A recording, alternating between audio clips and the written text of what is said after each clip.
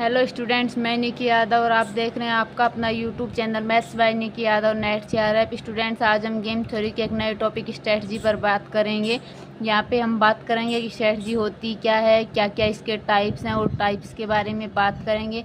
और स्टूडेंट्स से हम यहाँ पे दो एग्जाम्पल की हेल्प से देखने वाले हैं कि जब भी हम गेम थ्योरी में किसी गेम को सोल्व करते हैं तो हम प्लेयर की बेस्ट स्ट्रेटजी किस प्रकार से डिसाइड करेंगे। उसमें दोनों केसों की बात करेंगे। पहला केस है कि जब उसका सैडल पॉइंट एग्जिस्ट करें, एंड सेकंड केस है कि जब उसका सैडल पॉइंट एग्जिस्ट नहीं करे तो हम कैसे पता करेंगे कि प्लेयर की कौन कौन सी बेस्ट स्ट्रेटजी है। तो स्टूडेंट्स, सबसे पहले हम बात कर लेते हैं कि स्ट्रेटजी वर्ड का मतलब ही क्या होता है। तो स्टूडेंट्स, आप सभी जानते हैं कि किसी भी काम को या फिर हमारे पास कोई गेम हो या फिर कोई वर्क हो, कोई भी आप काम करते हैं तो सबसे पहले आपके माइंड में उस काम को करने का एक प्लान होता है कि हम इस काम को इस तरह से करेंगे। तो वो प्लान ही वो जो हमारे पास उस काम को करने के जो रूल होते हैं, लाइक जैसे हम कोई गेम खेलते हैं तो हम डिसाइड करते हैं कि पहले हम इस प्लेयर को बॉलिंग कराएंगे या फिर इस प्लेयर को पहले हम बैटिंग देंगे। तो जो भी हमारे पास सिर्फ एक प्लान होता है वो प्लान ही हमारे पास क्या कहलाता है स्टूडेंट्स, स्ट्रेटजी कहलाती है। तो यहाँ पे गेम थ्योरी में भी स्ट्रेटजी का मतलब यही है कि उस गेम को सोल्व करने के लिए हम या फिर प्लेयर्स कौन सी रूल को फॉलो कर रहे हैं, उनका क्या प्लान है, वही क्या कहलाती है, उस गेम की स्ट्रेटजी कहलाती है। अब हम यहाँ पे बात करें कि स्ट्रेटजी कितने टाइप की होती है। तो स्टूडेंट्स, गेम थ्योरी में स्ट्रेटजी दो टाइप की होती है। एक होती है प्योर स्ट्रेटजी और एक होती है स्टूडेंट्स मिक्स स्ट्रेटजी। तो प्योर स्ट्रेटजी क्या होती है और मिक्स क्या होती है वो देख लेते हैं। तो प्योर स्ट्रेटजी तो पहले हम देखें तो देखिए, if player know exactly what the other player is going to do. जो यदि हमारे पास जो स्ट्रेटजी है उसमें प्रत्येक प्लेयर को ये पता है कि दूसरा प्लेयर किस रूल को फॉलो करेगा, उसकी गेम को खेलने की क्या प्लान है। अगर हर एक प्लेयर दूसरे प्लेयर की स्ट्रेटजी के बारे में जानता है तो वो स्ट्रेटजी कहलाती है स्टूडेंट्स हमारे पास प्योर स्ट्रेटजी। इसको हम दूसरे नाम से बोले तो हम इसको डिटरमिनिस्टिक सिचुएशन भी बोल सकते हैं, क्योंकि इसमें हर प्लेयर को पता है कि दूसरा प्लेयर कौन से तरीके से खेलने वाला है, क्या उसकी स्ट्रेटजी है, क्या उसके रूल है, क्या उसके प्लान है। हर प्लेयर को दूसरे प्लेयर के बारे में पता है, तो इसको हम डिटरमिनिस्टिक सिचुएशन भी बोल सकते हैं। अब स्टूडेंट्स, हम यहाँ पे एक सैडल पॉइंट का और कॉन्सेप्ट जोड़ देते हैं इसके साथ। जब भी स्टूडेंट्स हम गेम को प्योर स्ट्रेटजी से खेलेंगे तो वो गेम कहलाता है हमारा एक गेम विद सैडल पॉइंट। या फिर किसी गेम का सैडल पॉइंट एग्जिस्ट कर रहा है किसी भी पे ऑफ मैट्रिक्स का, तो अगर सैडल पॉइंट एग्जिस्ट कर रहा है तो उस केस में हम प्योर स्ट्रेटजी काम में लेते हैं। तो ये तो हो गया स्टूडेंट्स अपनी प्योर स्ट्रेटजी के बारे में। तो प्योर स्ट्रेटजी क्या होती है? प्योर स्ट्रेटजी है कि एक डिटरमिनिस्टिक सिचुएशन है कि हर प्लेयर को पता होता है कि एग्जैक्टली दूसरा प्लेयर किस स्ट्रेटजी को फॉलो करने वाला है। तो इस टाइप की स्ट्रेटजी कहलाती है प्योर स्ट्रेटजी। अब बात करें हम सेकंड राउंड में मिक्स स्ट्रेटजी की। मिक्स स्ट्रेटजी क्या होती है? तो ये प्योर का जस्ट उल्टा होता है। जैसे कि प्योर स्ट्रेटजी में प्रत्येक प्लेयर जानता है कि नेक्स्ट प्लेयर कौन सी स्ट्रेटजी को फॉलो करेगा, तो इसके अपोजिट मिक्स स्ट्रेटजी में प्लेयर को पता नहीं होता है, वो सिर्फ गैस कर सकता है कि जो मेरे बाद आने वाला जो प्लेयर हैं वो किस स्ट्रेटजी को फॉलो करेंगे। इस बारे में वो प्लेयर नहीं जानते हैं, वो सिर्फ इस चीज़ का एक गैस कर सकते हैं, इस चीज़ के का अंदाज़ा लगा सकते हैं कि ये जो आने वाले प्लेयर इस स्ट्रेटजी को फॉलो कर सकते हैं, ना कि वो 100% श्योर होते हैं। तो देखिए, मिक्स स्ट्रेटजी होती है if a player guessing has to which activity is to be selected by the other player. कि वो सिर्फ क्या कर सकते हैं, गैस कर सकते हैं, वो श्योर नहीं होते हैं कि जो अदर प्लेयर हैं वो किस स्ट्रेटजी को फॉलो करेंगे। तो इस टाइप की जो स्ट्रेटजी होती है स्टूडेंट्स वो हमारी मिक्स स्ट्रेटजी होती है। इसको हम स्टूडेंट्स यहाँ पे प्रोबेबिलिस्टिक सिचुएशन भी बोल सकते हैं कि हमें सिर्फ उस चीज़ का अंदाज़ा लगा रहे हैं, उस चीज़ के बारे में गैस कर रहे हैं, हम श्योर नहीं हैं। इसके अपोजिट में जो प्योर स्ट्रेटजी होती है वो कैसी होती है? डिटरमिनिस्टिक होती है, क्योंकि उसमें हम श्योर होते हैं। तो मिक्स स्ट्रेटजी को क्या बोल सकते हैं स्टूडेंट्स यहाँ पे? प्रोबेबिलिस्टिक सिचुएशन भी बोल सकते हैं। और स्टूडेंट्स जब भी हम मिक्स स्ट्रेटजी यूज में लेंगे तो वो गेम कौन सा कहलाएगा हमारा, एक गेम विदाउट सैडल पॉइंट, या फिर किसी गेम का सैडल पॉइंट एग्जिस्ट नहीं कर रहा है तो हम इनडायरेक्टली कह सकते हैं कि उस गेम को सोल्व करने के लिए हम मिक्स स्ट्रेटजी यूज करेंगे। तो अब स्टूडेंट्स हम यहाँ पे एक एग्जांपल लेते हैं और उस एग्जांपल की हेल्प से समझते हैं कि किस प्रकार से हम प्लेयर की बेस्ट स्ट्रेटजी को फाइंड करें। तो देखिए एग्जांपल क्या है। स्टूडेंट्स हमने ये एग्जांपल लिया, इस एग्जांपल में हम स्टूडेंट्स यहाँ पे बेस्ट स्ट्रेटजी तो समझेंगे इसके साथ जो पिछले लेक्चर्स में जो भी हमने value of the game, saddle points, इनके बारे में जो सीखा है उसको भी एक बार रिवाइज कर लेंगे। तो स्टूडेंट्स यहाँ पे हमने ये एग्जांपल लिया है, हमें इस गेम को सोल्व करना है। इसमें 2 प्लेयर हैं, एक ए प्लेयर है जिसके पास फर्स्ट सेकंड थर्ड है, एंड एक प्लेयर कौन सा है, बी है, जिसकी स्ट्रेटजी है फर्स्ट सेकंड एंड थर्ड। तो यहाँ पे हमें स्टूडेंट्स इस गेम को सोल्व करने के लिए क्या बेस्ट स्ट्रेटजी है प्लेयर ए और प्लेयर बी की, वो निकालनी है। तो सबसे पहले स्टूडेंट्स इसका जो प्रोसीजर होता है वो स्टार्ट होता है कि हम सबसे पहले तो ये देखें कि इसका सैडल पॉइंट एग्जिस्ट कर रहा है या फिर नहीं कर रहा है। तो सैडल पॉइंट से हम इसमें ये भी बोल सकेंगे इसमें प्योर स्ट्रेटजी को फॉलो करेंगे या फिर मिक्स स्ट्रेटजी को फॉलो करेंगे। तो स्टूडेंट्स वैसे तो हम सैडल पॉइंट कैसे निकालेंगे इस बारे में ऑलरेडी पढ़ चुके हैं, वीडियोज़ का लिंक आपको डिस्क्रिप्शन में मिल ही जाएगा, फिर भी हम देख लेते हैं। तो जो हमारा प्रोसीजर होता है सैडल पॉइंट का वो क्या होता है कि हम रो में तो देखते हैं स्टूडेंट्स मिनिमम एलिमेंट। तो यहाँ पे फर्स्ट रो में मिनिमम एलिमेंट कौन सा है, -3 है, सेकंड रो में 0 है, थर्ड रो में -4 है, और कॉलम के करस्पॉन्डिंग देखते हैं स्टूडेंट्स हम यहाँ पर मैक्सिमम एलिमेंट। तो यहाँ से हम मैक्सिमम एलिमेंट देखें, फर्स्ट कॉलम में 5, सेकंड में 0 एंड थर्ड में क्या है स्टूडेंट्स यहाँ पे 6 क्या है मैक्सिमम एलिमेंट नहीं, जोन से एलिमेंट की जो मैक्सिमम वैल्यू और मिनिमम वैल्यू देखते हैं। रो के करस्पॉन्डिंग तो क्या देखेंगे हम, मिनिमम वैल्यू देखेंगे, और कॉलम के करस्पॉन्डिंग क्या देखेंगे स्टूडेंट्स, मैक्सिमम वैल्यू देखेंगे। तो स्टूडेंट्स आप सब जानते हैं कि सैडल पॉइंट क्या होता है, क्योंकि हम पढ़ चुके हैं। तो सैडल पॉइंट होता है स्टूडेंट्स उस एलिमेंट की पोजीशन जिस पर मिनीमैक्स और मैक्सिमिन क्या होते हैं, बराबर होते हैं।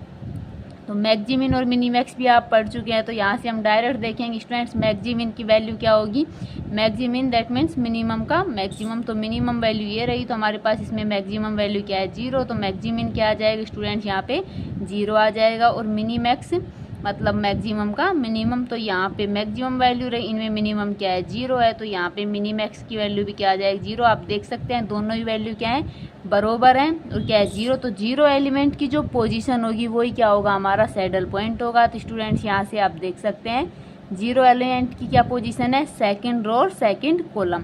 तो यहाँ से यदि हम बात करें सैडल पॉइंट की, तो सैडल पॉइंट क्या मिल गया स्टूडेंट्स, हमें यहाँ पे 2 पोजीशन मिल गई यहाँ पे। तो ये जो हमारा 2 हो गया, ये क्या हो गया, सैडल पॉइंट हो गया। तो अब इसके करस्पॉन्डिंग जब भी हमारे पास सैडल पॉइंट एग्जिस्ट करता है तो स्टूडेंट्स हम उस केस में कौन सी स्ट्रेटजी यूज करते हैं, प्योर स्ट्रेटजी यूज करते हैं। तो यहाँ पे देखिए स्टूडेंट्स, तो जो यहाँ पे ए प्लेयर के लिए और बी प्लेयर की बेस्ट स्ट्रेटजी कौन सी होगी, इसके करस्पॉन्डिंग बात करेंगे जो हमें सैडल पॉइंट मिला है। तो ये देखिए स्टूडेंट्स, ए की तो कौन सी स्ट्रेटजी में आ रहा है, सेकंड में आ रहा है, और बी की भी कौन सी स्ट्रेटजी में आ रहा है, सेकंड में आ रहा है। तो यहाँ पे स्टूडेंट्स ए के लिए जो बेस्ट स्ट्रेटजी हो जाएगी वो कौन सी हो जाएगी, सेकंड। और यहाँ पे सेम स्टूडेंट्स बी के लिए कौन सी स्ट्रेटजी में आ रहा है, ये 0 सेकंड में आ रहा है। तो बी के लिए भी स्टूडेंट्स यहाँ पे बेस्ट स्ट्रेटजी कौन सी हो जाएगी, सेकंड हो जाएगी। तो इस प्रकार स्टूडेंट्स जब भी हमारे पास सैडल पॉइंट एग्जिस्ट करता है तो हम सैडल पॉइंट फाइंड करके उन प्लेयर्स की बेस्ट स्ट्रेटजी को यहाँ से निकाल सकते हैं। अब स्टूडेंट्स यहाँ पे हमने एक और टॉपिक पढ़ा था लास्ट वीडियोज में, जो था कि वैल्यू ऑफ द गेम, कि हम गेम क्या होता है उसकी वैल्यू ऑफ गेम कैसे निकालते हैं। तो जब सैडल पॉइंट होता है एग्जिस्ट करता है तो उस केस में हम वैल्यू ऑफ द गेम किस प्रकार से निकालते हैं, जो सैडल पॉइंट होता है उसकी जो सेल एंट्री होती है वही क्या कहलाती है, हमारी वैल्यू ऑफ द गेम कहलाती है। तो यहाँ पे सैडल पॉइंट कौन सा है, 2 पोजीशन, तो 2 पोजीशन की सेल एंट्री क्या है 0, तो इस केस में वैल्यू ऑफ द गेम क्या आ जाएगा, 0 आ जाएगा। अब स्टूडेंट्स अगर हम यहाँ पे अलग अलग प्लेयर के करस्पॉन्डिंग बात करें, लाइक ए प्लेयर और बी प्लेयर की corresponding value of the game की बात करें, तो स्टूडेंट्स यहाँ पे जो ये वी मिला है 0, तो ए प्लेयर की ये पे ऑफ मैट्रिक्स है। हमें ये क्वेश्चन में गिवन होगा कि किस प्लेयर की पे ऑफ मैट्रिक्स गिवन है, क्योंकि जस्ट अगर हमें ए प्लेयर की पे ऑफ मैट्रिक्स दी गई है तो हम बी प्लेयर की पे ऑफ मैट्रिक्स भी आसानी से निकाल सकते हैं। तो यहाँ पे स्टूडेंट्स ए के लिए वैल्यू ऑफ द गेम क्या हो जाएगा, 0 हो जाएगा। और जो स्टूडेंट्स जो बी प्लेयर होता है उसके लिए वैल्यू ऑफ द गेम क्या होगा, जस्ट ए का जो वैल्यू ऑफ द गेम है उसका नेगेटिव, तो यहाँ पे 0 है तो बी के लिए भी क्या हो जाएगा, 0 ही हो जाएगा। अगर मान लो यहाँ पे ए के लिए वैल्यू ऑफ गेम क्या मिल जाए, 1 मिल जाए, हम सिर्फ मान रहे हैं, यहाँ पे तो 0 ही मिला है। मान लो कि ए के लिए वैल्यू ऑफ द गेम क्या मिल जाए, 1 मिल जाए, तो स्टूडेंट्स उस केस में बी प्लेयर के लिए वैल्यू ऑफ गेम क्या हो जाएगा, जस्ट इसका नेगेटिव हो जाएगा, तो -1 हो जाएगा। तो स्टूडेंट्स यहाँ पे हमने एक ही एग्जाम्पल में इन सभी चीज़ों के बारे में डिस्कस कर लिया है। बाकी हमने एक बार वीडियो में अलग अलग से भी टॉपिक को पढ़ रखा है, तो आप वहाँ से भी देख सकते हैं। मैंने सिर्फ एग्जाम्पल में एक साथ सभी चीज़ को यहाँ पे मिक्स कर दिया। पहले हमने अलग अलग पढ़ा था, अब हम एक एग्जाम्पल और लेते हैं जिसमें हमारे पास सैडल पॉइंट क्या नहीं करे, एग्जिट नहीं करें। तो उस केस में हम जो प्लेयर्स हैं उनकी बेस्ट स्ट्रेटजी किस प्रकार से फाइंड करेंगे उस पर बात कर लेते हैं। स्टूडेंट्स हम सबसे पहले एक पे ऑफ मैट्रिक्स ऑर्डर 2 की रेक्टेंगल गेम की बात कर लेते हैं।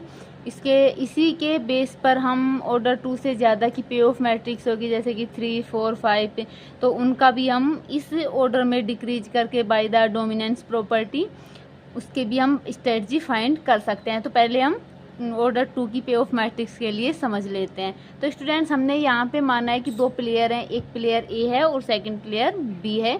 ए प्लेयर की स्ट्रेटजी x1 x2 है, बी प्लेयर की स्ट्रेटजी यहाँ पे y1 y2 है। ये हम जानते हैं बाय डिफ़ॉल्ट होता है कि जो स्ट्रेटजी होती है उनका सम क्या होता है, 1 होता है। तो यहाँ पे ए प्लेयर के लिए x1 + x2 1 हो जाएगा, और बी प्लेयर की जो स्ट्रेटजी है y1 + y2 इनका सम भी क्या हो जाएगा, 1 हो जाएगा। तो स्टूडेंट्स यहाँ पे तो हमारे पास एक फॉर्मूला होता है इनकी स्ट्रेटजी निकालने का, जो कि आपको ऑपरेशन रिसर्च की किसी भी बुक में मिल जाएगा जिसमें गेम थ्योरी का चैप्टर इंक्लूड होता है। तो यहाँ पे मेरा मेन मकसद है इस मेथड को बताने का ये है कि आपको यहाँ पे फॉर्मूला याद करने की नीड ना हो, आप इस फॉर्मूले को अपने आप से समझ के कैसे अप्लाई करें उस चीज़ को समझेंगे। बाकी फॉर्मूला तो आपको किसी भी बुक में मिल जाएगा, और मैंने भी यहाँ पे लिख दिया है कि यहाँ पे मैंने सिर्फ x1 और y1 के लिए इसलिए लिखा है क्योंकि अगर x1 और y1 मिल जाएंगे तो हम यहाँ से x2 और y2 की वैल्यू भी निकाल लेंगे। तो x2 और y2 के लिए फॉर्मूला लिखने या फिर याद करने की कोई ज़रूरत है नहीं। बाकी आपको याद तो इन दोनों को भी करने की ज़रूरत नहीं है, जो मैं आपको यहाँ पे एक समझने का तरीका बताऊँगी, तो उससे आप इन फॉर्मूले को बिना याद करे भी ईजिली इनकी स्ट्रेटजी फाइंड कर लेंगे।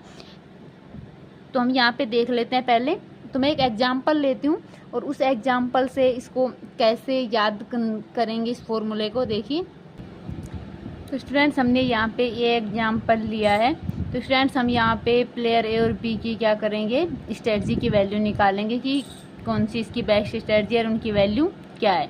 तो स्टूडेंट्स देखिए, हम यहाँ पे फॉर्मूला डायरेक्ट लगा भी सकते हैं, बाकी हम यहाँ पे फॉर्मूला डायरेक्ट लगाने के बजाय हमें फॉर्मूला याद ना करना पड़े, ऐसा हम कैसे सीख सकते हैं। तो देखिए स्टूडेंट्स, हम सबसे पहले यहाँ पे जो हमारे पास प्लेयर है ए, तो ए प्लेयर की स्ट्रेटजी x1 x2, तो सबसे पहले हम x1 और x2 की वैल्यू निकालते हैं। तो इनमें से कोई एक की वैल्यू निकालेंगे, क्योंकि बाकी इनका दो सम होता है 1 होता है, तो एक की वैल्यू निकल जाएगी तो दूसरे की 1 में से क्या कर देंगे, घटा देंगे, तो दूसरे की स्ट्रेटजी की वैल्यू भी निकल जाएगी। तो x1 की वैल्यू निकालते हैं सबसे पहले। तो स्टूडेंट्स थोड़ा सा ध्यान से समझिएगा हम कैसे निकालेंगे। अब देखिए स्टूडेंट्स, यहाँ पे x1 और x2 ये किसके करस्पॉन्डिंग है, मतलब एक तरह से अपन जैसे इसको फॉर्म लेते, कॉलम बन रहा है ना यहाँ पे, जो ये हमारे पास ये 1 3 5 2 क्या होता है, कॉलम ही होता है। तो यहाँ पे x1 x2 एक तरह से मान सकते हैं कि ये क्या है, कॉलम की फॉर्म में है। तो जब भी हम x1 या फिर x2 की वैल्यू निकालेंगे तो हम कॉलम के करस्पॉन्डिंग ना जाकर किस में बात करेंगे, रो में बात करेंगे। किस में बात करेंगे, रो के करस्पॉन्डिंग बात करेंगे। तो जब भी स्टूडेंट्स हम x1 की वैल्यू निकालेंगे तो 1 में नहीं जाएंगे, हम बात करेंगे किसकी, सेकंड रो की बात करेंगे। आप डायरेक्ट ये समझ लीजिए कि जैसे हमें x1 की वैल्यू निकालनी है तो हम x1 की बात कर रहे हैं ना, तो इस रो में ना जाकर इसके जस्ट दूसरी रो में जाएंगे, x2 में जाएंगे। अब इस रो में करना क्या है, तो देखिए स्टूडेंट्स, यहाँ पे हमारे पास अंश और हर का पार्ट होता है। तो हर में क्या करना है वो तो सभी के लिए सेम होता है, वो मैं बता दूंगी। तो पहले बात कर लेते हैं अंश में हम क्या लिखेंगे। तो स्टूडेंट जैसे यहाँ पे 1 की बात हो रही है, x1 की, तो हम फर्स्ट रो को हटा देंगे, हम किस में जाएंगे, सेकंड रो में। और सेकंड रो में स्टूडेंट्स एक बात हमेशा याद रखना कि हम जस्ट पीछे से आगे की तरफ डायरेक्शन में जाते हैं, पीछे से आगे की तरफ। जैसे यहाँ पे 1 था तो हम 1 रो को हटा देंगे, हम किस में जाएंगे, सेकंड रो में। सेकंड रो में स्टूडेंट्स पीछे से आगे की तरफ मूव करेंगे, यहाँ से पीछे से आगे की तरफ मूव करेंगे। तो हम यहाँ पे क्या है, 2 है, 2 माइनस ये नेक्स्ट वर्ड यहाँ पे 3 आ जाएगा। मतलब इस वाले एलिमेंट्स में से ये वाला एलिमेंट घटा देंगे, 2 माइनस 3। ये अंश में सिर्फ हमें इतना करना है। अब बात करें हर की, तो हर में क्या करना है, जो ही हम हर में वैल्यू ऑफ द गेम निकालते हैं तब करते हैं वही करेंगे। जो आमने सामने वाली जो ये सेल एंट्रीज हैं इनको आपस में जोड़कर क्या कर देंगे, घटा देंगे। मतलब इन दोनों को आपस में जोड़ देंगे, 1 + 2 माइनस इन दोनों को आपस में जोड़ देंगे, 3 + 5। तो ये हमारे पास स्टूडेंट्स क्या आ जाएगी, x1 स्ट्रेटजी की वैल्यू आ जाएगी। 2 - 3 क्या हो गया, -1, 2 + 1 3 -8। तो ये स्टूडेंट्स हो जाएगा हमारे पास 1/5। तो यहाँ पे x1 स्ट्रेटजी की वैल्यू कितनी आ गई, 1/5 आ गई। यहाँ से हम x2 स्ट्रेटजी की वैल्यू निकाल सकते हैं क्योंकि दोनों का सम क्या होगा, 1 होगा। तो x2 की वैल्यू क्या आ जाएगी स्टूडेंट्स, यहाँ पे 4/5 आ जाएगी। तो इस प्रकार स्टूडेंट्स हमें यहाँ पे फॉर्मूला याद करने की ज़रूरत भी नहीं पड़ी। अगर आप यहाँ पे चेक करना चाहते हैं तो देख लीजिए, यहाँ पे वैल्यू दोनों ही से सेम आएगी। इसमें क्या है, a22 है, तो a22 कौन सा एलिमेंट है, 2 है, 2 माइनस a12 है, तो a12 एलिमेंट कौन सा है, 5। सॉरी एक मिनट, सॉरी स्टूडेंट्स यहाँ पे ये गलत लिखा गया, a12 नहीं a21 आएगा यहाँ पे, आई एम सॉरी, यहाँ पे a21 आएगा x1 में, ये सही है, y1 में a12 आएगा। तो यहाँ पे स्टूडेंट्स 2 माइनस a21, तो a21 हमारा एलिमेंट कौन सा है, a21 एलिमेंट ये रहा, तो 2 - 3 अपॉन a11 + a22, ये एलिमेंट को आपस में ऐड कर देंगे तो 1 + 2 3 माइनस a12 + 21, तो यहाँ पे इन वाली एंट्रीज को ऐड कर देंगे तो 3 + 5 8। तो यहाँ से आप देख सकते हैं क्या वैल्यू आएगी, 1/5 वैल्यू आएगी x1 की। और हमने बिना फॉर्मूले को यहाँ पे याद किया तो 1/5 ही आया। तो यहाँ पे स्टूडेंट्स एक बार फिर से समझ लीजिए तरीका क्या होता है। जब हम x1 की वैल्यू निकाल रहे हैं तो यहाँ पे 1 है, दैट मीन्स इस x1 को यहाँ पे इस रो को हटा देंगे, हम किस रो में काम करेंगे, सेकंड रो में काम करेंगे। अब अगर स्टूडेंट्स हम यहाँ पे x2 की वैल्यू पहले निकालना चाहे तो आप x2 की वैल्यू भी निकाल सकते हैं। देखिए सेम इसी मेथड से, x2 है, इसका मतलब क्या है स्टूडेंट्स, हम यहाँ पे सेकंड रो में काम नहीं करेंगे। कौन सी रो में काम करेंगे, 1 रो में काम करेंगे। x2 है, इसका मतलब यहाँ पे हम 2 वाली रो को क्या कर देंगे, हटा देंगे, और कौन सी रो बच गई, 1, तो 1 रो में काम करेंगे। और स्टूडेंट्स ये इस फॉर्म में है तो हम मतलब पीछे से किसकी तरफ चलेंगे, आगे की तरफ चलेंगे। तो यहाँ से क्या आ जाएगा, 5 - 1 और अपॉन में वही इनको ऐड करके तो 3 - 8। तो यहाँ से देख सकते हैं आप कितनी वैल्यू आ रही है इसकी, एक मिनट, सॉरी यहाँ पे ना हमने 2 की बात कर रहे हैं ना, तो 2 बात कर रहे हैं तो जस्ट अपोजिट डायरेक्शन जाएगी, मतलब 1 से 2 की तरफ जाएगी। अगर हम 1 बात कर रहे हैं तो पीछे से आगे की तरफ, मतलब 2 से 1 की तरफ आएंगे। अगर हम 2 की बात करें तो जस्ट अपोजिट 1 से 2 की तरफ जाएंगे। तो यहाँ पे 1 - 5 होगा, आई एम सॉरी, 1 - 5 हो जाएगा। तो यहाँ पे इसकी वैल्यू क्या आ जाएगी, 4/5 आ जाएगी।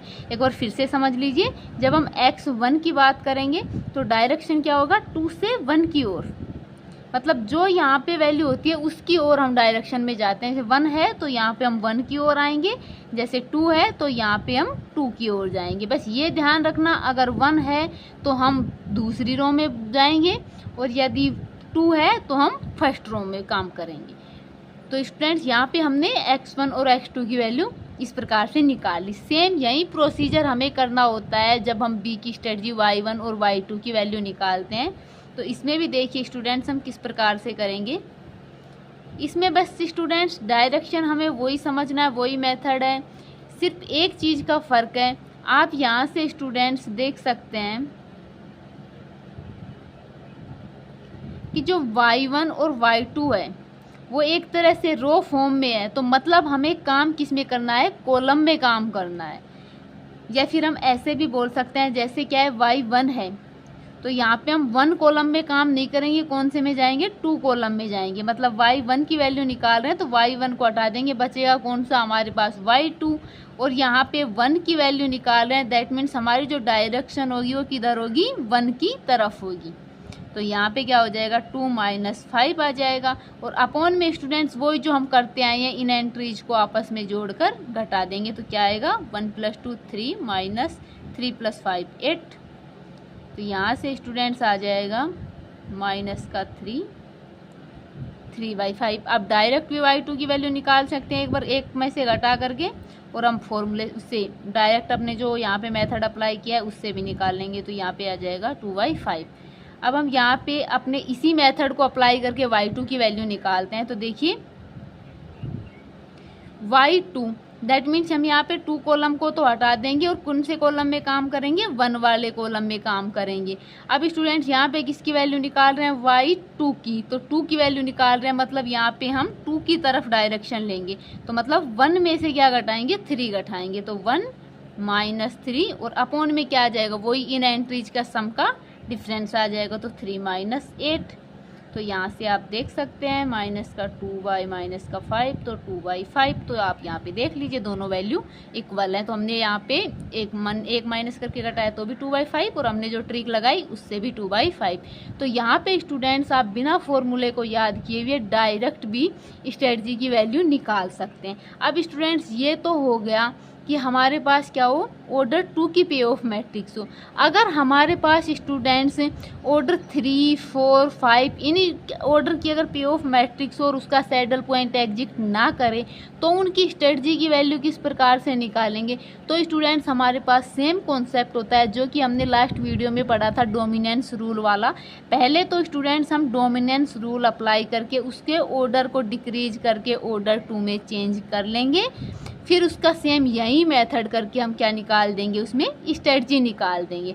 अब स्टूडेंट्स वहाँ पे समझने की एक बात है, जैसे मैं आपको एक जनरल बेसिक सा एग्जांपल लूँ। जैसे यहाँ पे ये 3 रो हैं हमारे पास, मतलब 3 क्रॉस 3 की क्या है, पे ऑफ मैट्रिक्स है। और यहाँ पे एक के लिए स्ट्रेटजी है x1, x2, x3 और प्लेयर बी की स्ट्रेटजी है y1, y2, y3। ये हमारे पास ऑर्डर 3 की क्या हो गई, एक पे ऑफ मैट्रिक्स है। हमने ये भी मान लिया कि इसका सैडल पॉइंट एग्जिस्ट नहीं कर रहा है। हमें निकालनी है इन प्लेयर ए और बी की स्ट्रेटजी की वैल्यू निकालनी है। तो हम कैसे निकालेंगे, देखिए सबसे पहले तो हम इसमें डोमिनेंस रूल करके किसी रो या कॉलम को हटा करके जो भी डोमिनेंस प्रॉपर्टी है उनको फॉलो करके क्या कर लेंगे, हम 2 क्रॉस 2 की पे ऑफ मैट्रिक्स में इसको चेंज कर लेंगे। अब स्टूडेंट्स यहाँ पे आपको जाहिर सी बात है कि जैसे 2 क्रॉस 2 की मैट्रिक्स में चेंज करेंगे तो या तो कोई कॉलम हटेगा, कोई रो हटेगी। तो मान लो कि अपने पास में सेकंड रो हट गई, तो यहाँ पे रो में तो क्या बचा, x1 और x3 बच गया। और मान लो यहाँ से कॉलम y1 हट गया बाय द डोमिनेंस, कैसे भी करके हमारे पास कौन से कॉलम बचे, ओनली y2 और y3 में ही वैल्यू बची। तो यहाँ पे स्टूडेंट्स जो x1 स्ट्रेटजी है, x3 ये अभी हमने जो मेथड पढ़ा था उससे हम निकाल लेंगे। तो जो बच गया जो x2 है उसकी वैल्यू को क्या मान लेंगे, हम 0 मान लेंगे स्टूडेंट्स। बस यही मैं बताना चाह रही थी। जैसे यहाँ पे y2 और y3 की वैल्यू निकाल लेंगे तो बच गया y1, तो उसकी वैल्यू को क्या मानेंगे, अपन 0 मानेंगे। ये इनकी x2 और y1 की क्या हो जाएगी, स्ट्रेटजी हो जाएगी। तो इस प्रकार स्टूडेंट्स हमारे पास चाहे पे ऑफ मैट्रिक्स कितना भी ऑर्डर का मिल जाए तो उसके ऑर्डर को by the dominance rule apply करके हम उसके ऑर्डर को 2 क्रॉस 2 की पे ऑफ मैट्रिक्स में चेंज करेंगे। देन हम इसी मेथड से उसकी बेस्ट स्ट्रेटजीज का वैल्यू निकाल सकते हैं। तो आई होप स्टूडेंट्स आपको अच्छे से समझ में आया होगा। आपके जितने भी इस टॉपिक से रिलेटेड डाउट है वो क्लियर हुए होंगे। तो स्टूडेंट्स वीडियो को लाइक करें, चैनल को सब्सक्राइब करें और कमेंट करके ज़रूर बताएगा कि आपको एक्सप्लेनेशन कैसा लगा। धन्यवाद।